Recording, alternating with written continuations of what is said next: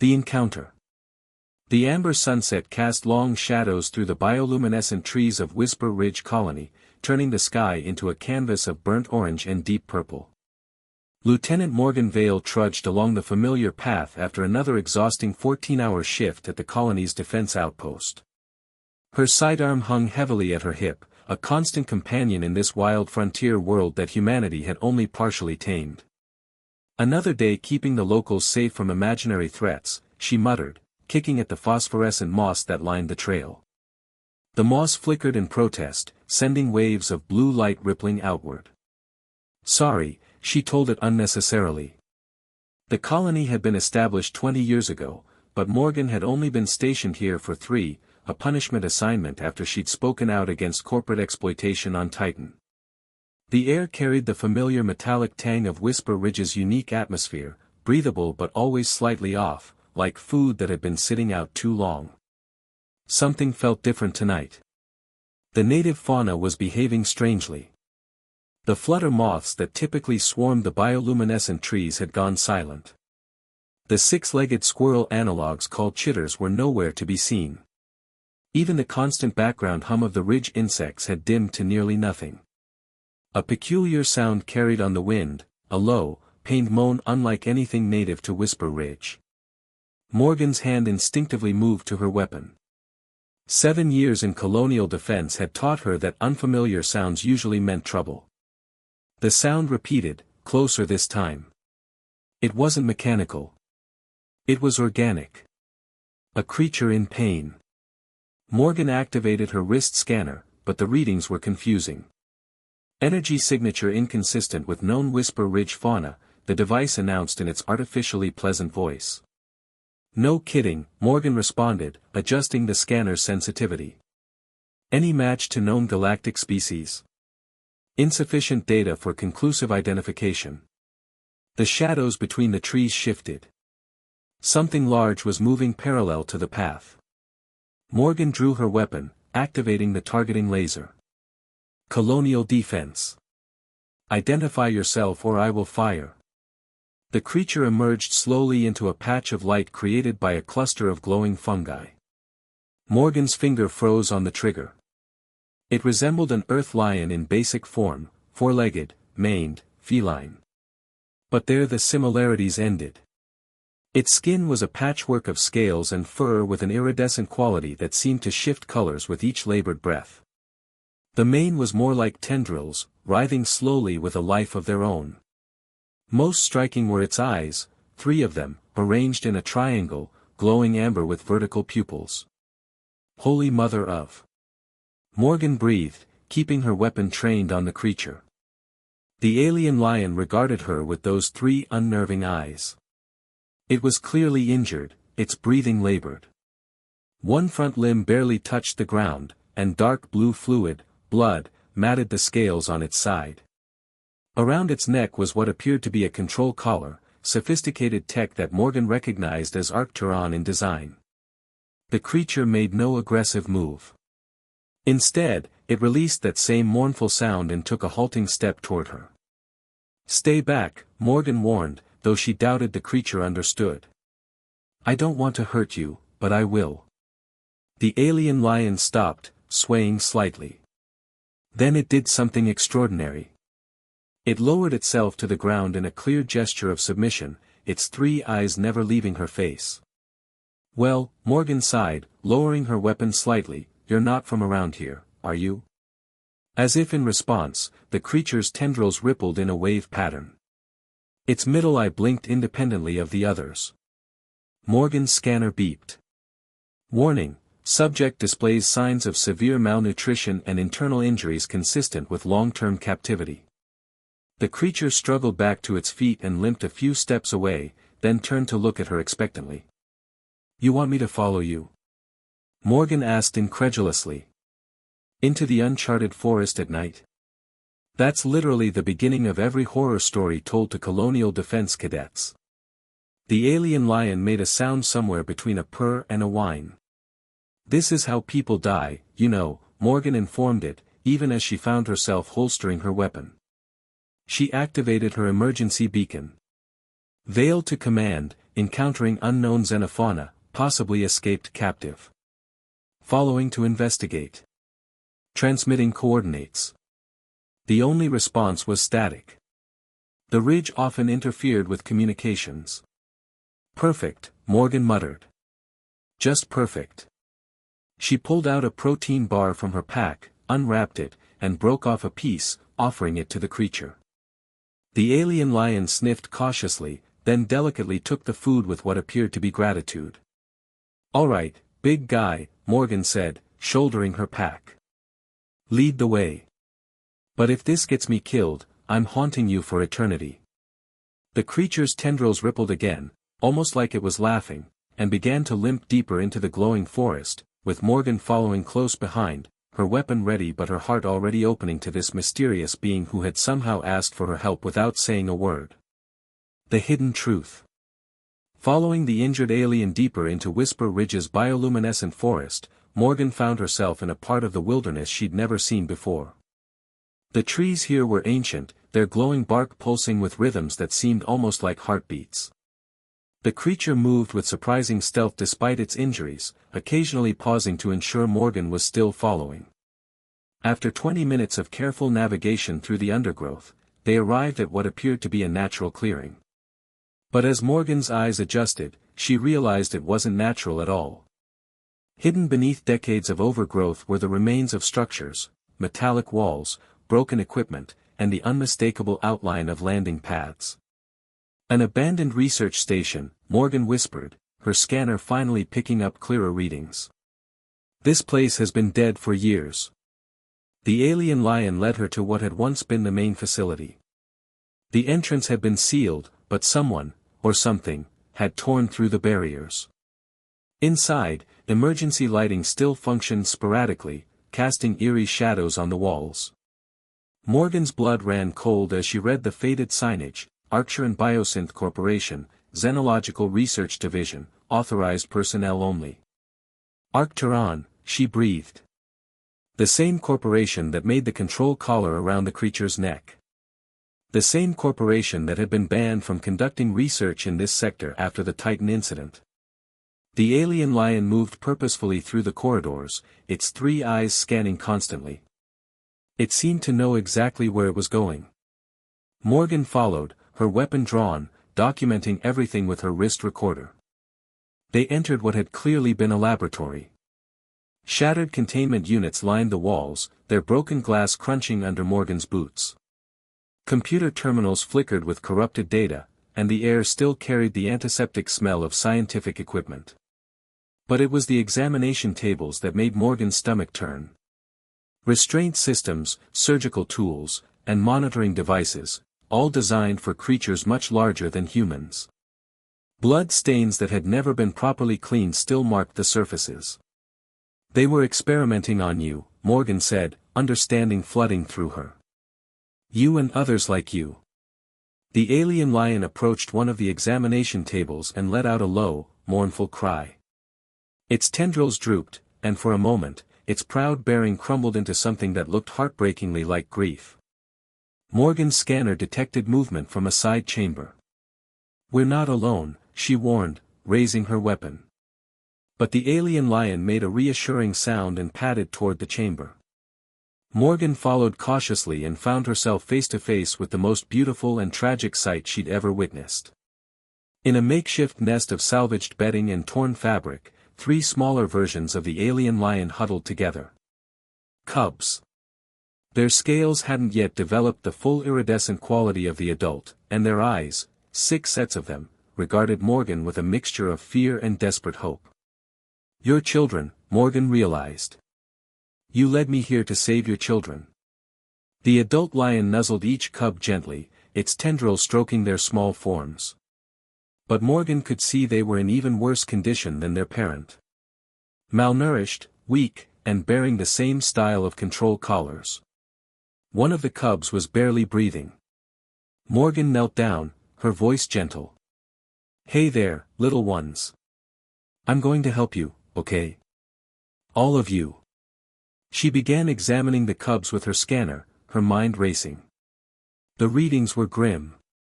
Without immediate medical attention, at least 2 of them wouldn't survive the night. I need to get you all back to the colony, Morgan said, looking up at the adult lion. But these collars, they're going to be a problem. The moment we show up, the authorities will want to know where you came from. The alien lion seemed to understand. It approached Morgan slowly and did something that nearly stopped her heart. It placed its massive head against her shoulder, a gesture of complete trust. You're asking me to risk everything, Morgan whispered. My career, my freedom, maybe even my life. The creature pulled back and looked directly into her eyes with all 3 of its own. In that gaze, Morgan saw intelligence, desperation, and something else, hope. She thought about the Titan incident, about speaking out against corporate corruption, about being exiled to this frontier world. She thought about all the times she'd followed orders without question, all the times she'd stayed silent when she should have spoken up. All right, Morgan said, her voice steady with new resolve. But we're going to do this my way. She pulled out her multi-tool and approached the nearest cub. These collars are coming off first. All of them. As she worked to disable the control devices, Morgan began to understand the scope of what she'd stumbled into. The Arcturon Corporation hadn't just been conducting illegal research, they'd been enslaving an entire species. And somehow, this family had survived. Had escaped. Had been hiding in the ruins of their prison, waiting for someone to find them. Don't worry, Morgan whispered as she freed the first cub from its collar. I'm going to make sure the whole galaxy knows what happened here. Arcturon won't get away with this. The adult lion watched her work, its tendrils moving in what Morgan was learning to recognize as gratitude. As the last collar hit the floor with a metallic clang, all 4 aliens seemed to breathe easier. But their celebration was short-lived. Morgan's communicator crackled to life. Vale, this is command. Your last transmission was garbled. Report your status immediately. Morgan looked at her new companions, then at the evidence of corporate atrocity surrounding them. She made a decision that would change everything. Command, this is Vale. I'm going to need a medical team and a full investigation unit. And you're going to want to contact Galactic Authority. We have a situation that goes way beyond colonial defense. As she spoke, the adult lion moved to stand beside her, its cubs gathering around their parents' legs. For the first time since the encounter began, Morgan smiled. They were no longer alone in this fight. The confrontation. The response from command was swift and overwhelming. Within hours, the abandoned research facility was swarming with colonial defense personnel, medical teams, and, to Morgan's surprise, representatives from the Galactic Authority. The alien family had been carefully transported to the colony's medical center, where xenobiologists worked around the clock to stabilize the cubs. Morgan found herself in the uncomfortable position of being both a hero and a person of interest. She sat in the colony's briefing room, facing a tribunal of officials who seemed more concerned with protocol than justice. Lieutenant Vale, said Commander Harrison, the colony's chief administrator, while we appreciate your initiative, you've created a significant diplomatic incident. Across from him sat Agent Reeves from the Galactic Authority, a stern woman whose expression suggested she'd rather be anywhere else. The Arcturon Corporation has filed a formal complaint. They claim you've stolen valuable research subjects and destroyed private property. Research subjects? Morgan's voice rose with indignation. Those are sentient beings. Children. They were being tortured. The legal status of these creatures is unclear, Reeves responded coolly. Arcturon claims they're genetically modified constructs, created for research purposes. According to interstellar law, they would be considered property. Morgan slammed her hand on the table. That's exactly the kind of legal loophole these corporations exploit. I've documented everything, the examination tables, the restraint systems, the medical equipment designed for prolonged captivity. This was systematic abuse. Commander Harrison shifted uncomfortably. Lieutenant, you need to understand the broader implications. Arcturon provides significant funding for colonial operations. If we pursue this, we could lose their support entirely. Good, Morgan said flatly. Maybe then we won't be complicit in their crimes. The door to the briefing room opened, and Dr. Sarah Chen, the colony's chief xenobiologist, entered with a grim expression.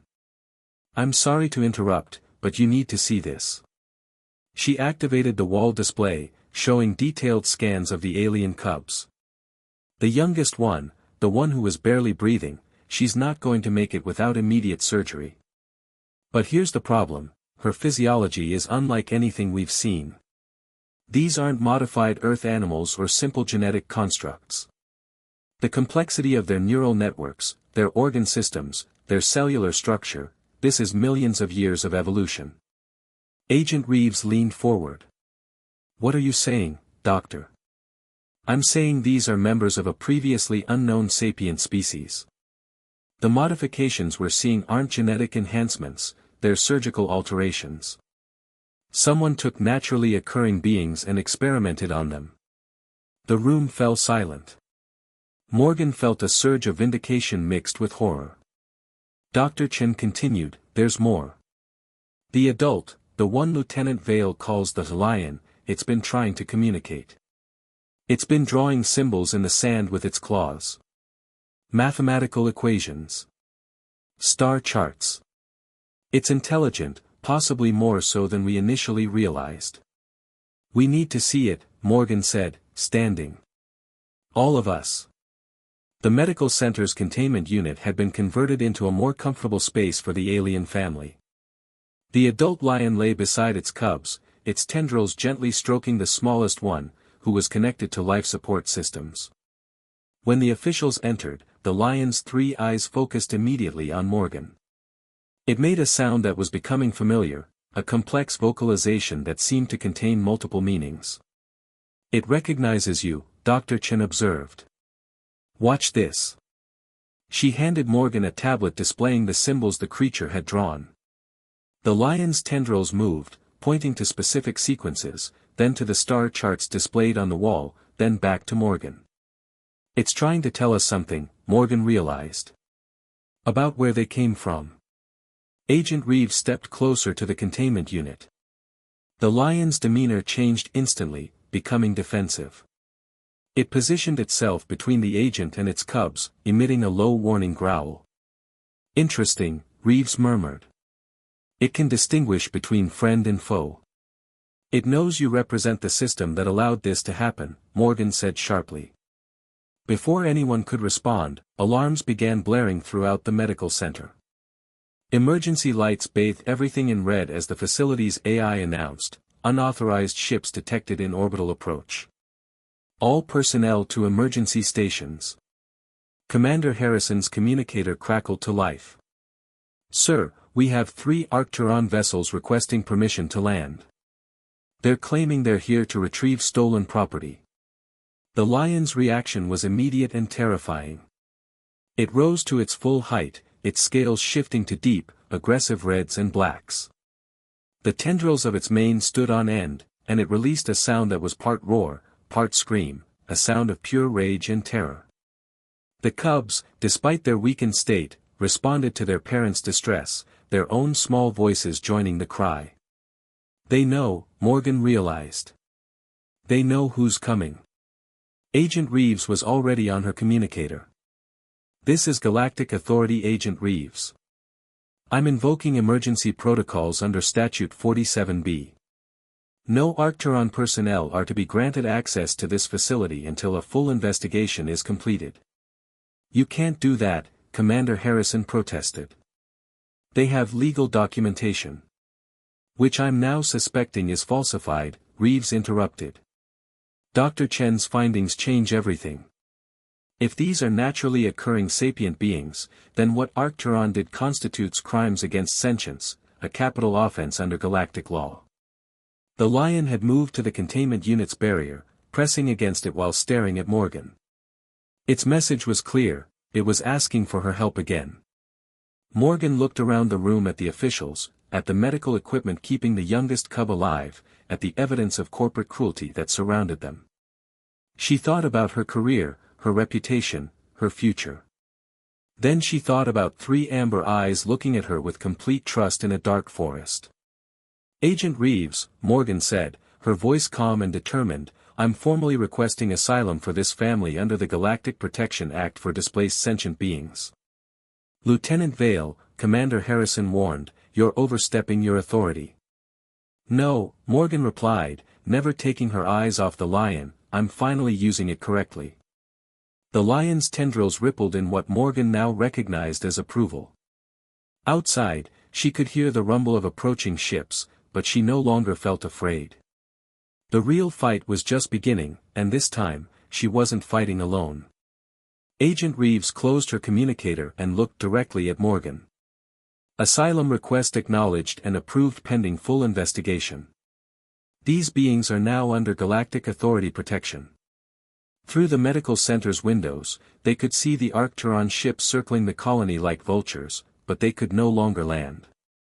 The lion seemed to understand, its aggressive posture relaxing slightly. For the first time since the rescue, Morgan allowed herself to hope that justice might actually prevail. The revelation. 3 days after the Arcturon ships had been turned away, the youngest cub took her first steps without life support. Morgan watched from the medical center's observation deck as the tiny alien creature wobbled on unsteady legs, her scales flickering with what Dr. Chen had identified as joy, a bioluminescent emotional response unique to their species. "Her name is Kira," Morgan said softly. Agent Reeves looked up from her data pad. "The lion told you that?" "Not in words," Morgan replied. "But yes. The adult's name is Zenith. The other cubs are Spark and Nova. They've been trying to teach me their naming system." The breakthrough had come when Dr. Chen discovered that the aliens' tendrils weren't just decorative, they were sophisticated communication organs capable of transmitting complex emotional and conceptual information through bioelectric fields. With the right equipment, they could partially translate these transmissions. "Speaking of communication," Reeves said, "we've made contact with their homeworld." Morgan turned, startled. "What?" "The star charts Zenith drew led us to the Kepler 442 system. Long-range communications picked up a response signal yesterday. There's an entire civilization there, and they've been looking for their missing people for over 2 years." The weight of that revelation hit Morgan like a physical blow. 2 years. They've been held captive for 2 years. According to the transmissions we've decoded, Zenith was a deep space explorer. Think of them as a combination scientist and diplomat. They were investigating suitable worlds for their people when they were captured by Arcturon raiders. The cubs were born in captivity. Morgan's hands clenched into fists. And Arcturon just experimented on them? On children? The evidence we've gathered suggests they were developing some kind of biological control system. The collars were just the beginning. They wanted to create a slave race, beings intelligent enough to perform complex tasks but neurologically modified to be completely obedient.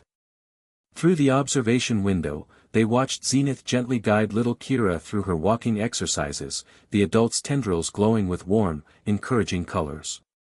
"There's more," Reeves continued. "The Kepler civilization, they call themselves the Lyrians, they're far more advanced than we initially thought. Their technology is centuries ahead of ours in some areas. They've been preparing a rescue mission." "A rescue mission?" "A fleet of ships. They were ready to come looking for their people by force if necessary. Our communication changed that. They're sending a diplomatic vessel instead." Morgan felt a complex mixture of relief and apprehension. "When?" "It arrived this morning." Morgan stared at her. "It's here. Now. Ambassador Kethvar is waiting in the main conference room. They've been asking to meet you specifically." The Lyrian ambassador was nothing like Morgan had expected. While clearly the same species as Zenith and the cubs, Kethvar was larger, more imposing, with scales that seemed to shift through the entire spectrum of visible light. Their tendrils moved in complex patterns that Morgan was beginning to recognize as a form of body language. "Lieutenant Vale," the ambassador spoke through a translation device, their voice carrying harmonics that seemed to resonate in Morgan's bones. My people owe you a debt that spans galaxies. I just did what anyone should have done, Morgan replied, feeling oddly humbled. Kethvar's tendrils rippled in what she now knew was laughter. Your modesty is charming, but inaccurate. We have been monitoring human communications about this incident. Many of your own kind suggested that Zenith and the Cubs should be returned to Arcturon to avoid diplomatic complications. Morgan felt a flash of anger. Not everyone thinks that way. No, the ambassador agreed. But you acted when others would not. You risked your career, your safety, your future for beings you had never seen before. This is not common, even among the most enlightened species. Agent Reeves leaned forward. Ambassador, we need to discuss what happens next. The Galactic Authority is prepared to press charges against Arcturon Corporation, but will need testimony from the survivors. They will testify, Kethvar said without hesitation. But first, there is something else you must know. Something that will change how your species views this entire situation. The ambassador activated a holographic display showing star charts, trade routes, and what appeared to be communication networks spanning multiple solar systems. The Lyrians are not isolated, Kethvar explained. We are part of an alliance, 7 species who have been watching humanity's expansion into space with great interest. Some of our members wanted to make contact years ago. Others counseled patience. Morgan's mind reeled. You're saying there's a galactic community we don't know about? One that has been debating whether to invite humanity to join, the ambassador confirmed. Your treatment of this situation, of my people, will heavily influence that decision. The implications were staggering. First contact. Galactic civilization. The future of humanity hanging in the balance based on how they handled the rescue of one family. What about Arcturon? Reeves asked. If they're allowed to continue their practices. They will not, Kethvar interrupted, their scales darkening ominously. The Alliance has been aware of their activities for some time. We have been gathering evidence. You've been watching us, Morgan realized. All of us. Yes. And what we have seen has been troubling. Corporate exploitation, environmental destruction, the treatment of other species as resources rather than beings. But also. The ambassador's tendrils moved in complex patterns. Also great acts of compassion. Scientific curiosity. The capacity for growth and change. And this incident will serve as a test case. How humanity deals with Arcturon, how you treat Zenith and the Cubs, how you respond to the revelation of our existence, all of this will determine whether we extend an invitation to join the greater galactic community. Morgan felt the weight of that responsibility settling on her shoulders. What do you need from us? Justice, Kethvar said simply. For Zenith's family, and for all the other beings Arcturon has harmed. And perhaps most importantly, proof that humanity can evolve beyond its current limitations. Through the conference room's windows, they could see the Lyrian ship in orbit, sleek, beautiful, and clearly far beyond human technology. It represented everything humanity could become, if they were worthy of it. There's something else, the ambassador added. Zenith has requested to speak with you privately. They have a proposal. Morgan's heart skipped. After everything they'd been through together, she had no idea what Zenith might want to discuss. But she knew, without question, that she would listen. The new beginning. The medical center had been transformed into something resembling a garden. Bioluminescent plants from both worlds created a symphony of gentle light, while the Cubs played freely in the open space, their scales shimmering with happiness. Morgan found Zenith in the center of it all, watching their children with an expression of contentment she had never seen before. You wanted to speak with me?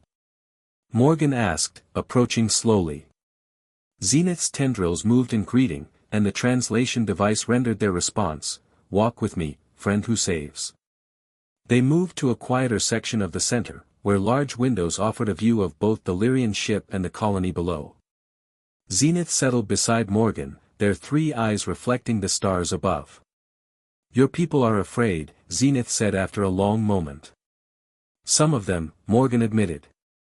First contact isn't exactly what we expected. Corporate scandals, rescued aliens, galactic alliances, it's a lot to process. Fear is natural. We felt it too, when we first learned of other species beyond our world. Zenith's middle eye blinked independently.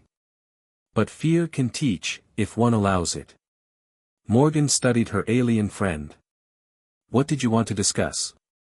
Ambassador Kethvar spoke of testimony, of justice for what was done to us.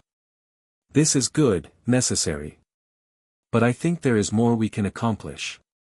More. Zenith rose and activated a small holographic device, displaying images that made Morgan's breath catch.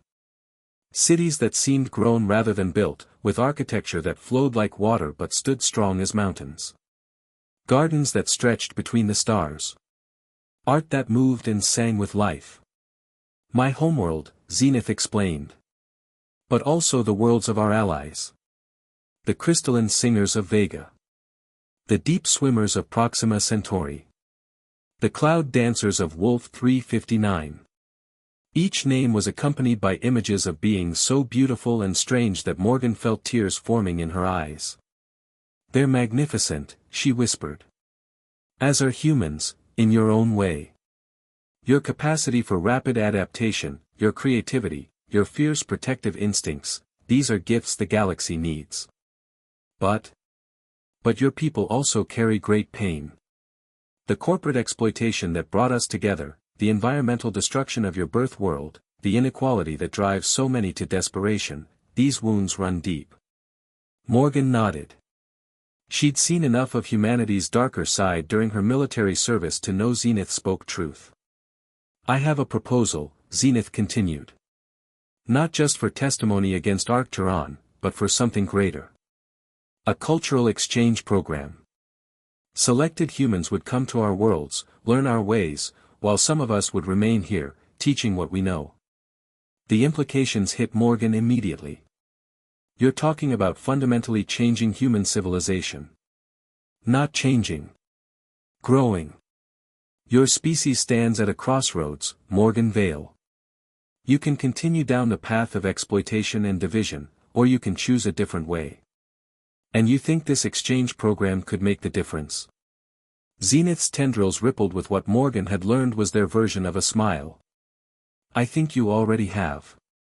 One human chose compassion over protocol, courage over convenience. If one can do this, others can too. A soft chime indicated someone approaching. Dr. Chen entered with little Kira toddling beside her, the youngest cub now strong enough to explore on her own. Kira's eyes lit up when she saw Morgan, and she rushed forward on unsteady legs. Morgan knelt to catch the cub, who nuzzled against her with purring sounds of affection. Hey there, little star. How are you feeling? Kira's scales flickered through patterns of blue and gold, contentment and joy. She'd learned to associate Morgan with safety and kindness. The other cubs have been asking about you too, Dr. Chen said.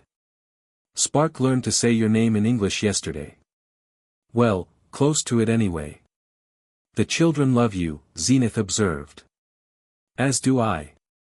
You saved us, but more than that, you chose to see us as worthy of salvation. Over the following weeks, the galaxy watched as the Arcturon Corporation faced the largest criminal trial in interstellar history.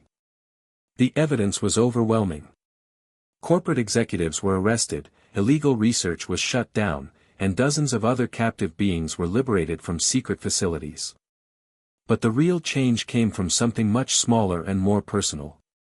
Morgan stood in the colony's new cultural center, watching as human children played alongside young Lyrians, crystalline singer harmonics teaching them new forms of music, while deep swimmer poetry expanded their understanding of language itself. Agent Reeves approached, looking more relaxed than Morgan had ever seen her. The first exchange ships launch next month. 25 humans selected for the program, and representatives from all 7 Alliance species coming to various human colonies. Any regrets about how this all started? Morgan asked. Reeves smiled. Are you kidding? This is the most important diplomatic breakthrough in human history. All because you decided to help a wounded animal in the forest.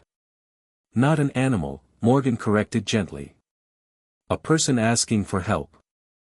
Zenith appeared beside them, moving with the silent grace that had once seemed alien but now felt familiar.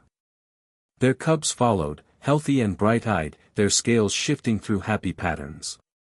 The formal invitation arrived this morning, Zenith announced. Humanity has been accepted into the Galactic Alliance as probationary members. Morgan felt her heart swell with pride and hope. Probationary? A standard process, Zenith explained. All species begin this way. You will have mentors, guides, support as you learn to navigate galactic society. The probationary period typically lasts 50 of your years. And after that? Full membership, if humanity proves ready. Trade agreements, shared technology, cultural exchange on a massive scale. Your people will never be alone in the universe again. Commander Harrison joined them, looking somewhat dazed by the rapid changes. Lieutenant Vale, I have new orders for you. Well, not exactly orders. More like, an unprecedented opportunity. Morgan raised an eyebrow. Sir.